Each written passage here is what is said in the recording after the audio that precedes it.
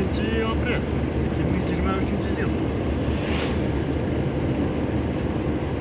Zaten nerede yakında bulmadık birisi.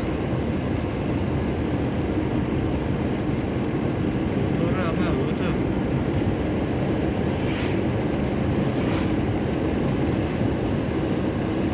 Şimdi çakıcı olur.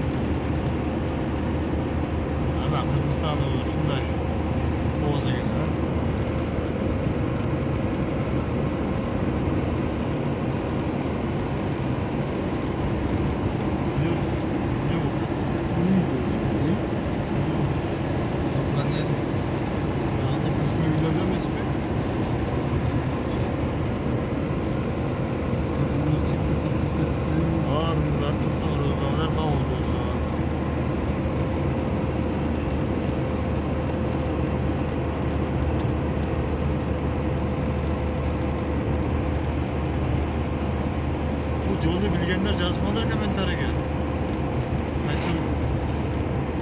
Nasıl ayıl. Elektrikler ne yapacağız?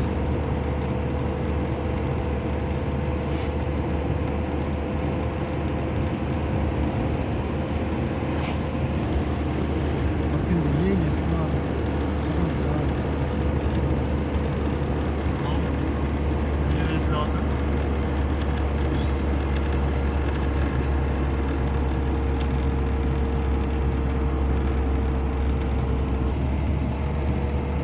Ming köşeni çıkarıp alıp bucağa cay ver kerakenda. Induk bu, toğuk bu çıkarıp böyle bağı ver kerakenda. Cayıp kerakenda ama.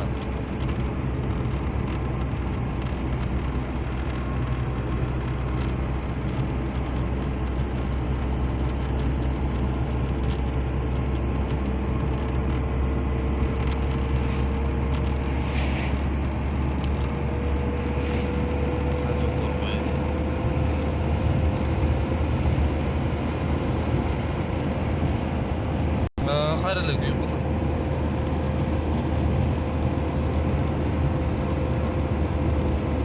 Bu 15-20 günlerde kaynak bir yere kuz geldi bana. Ha, kaynalı abi. Şimdi kapatı soğuduğunda sayı. Mesela bir yerde gün. Sen size gerek. Sunucu oldu.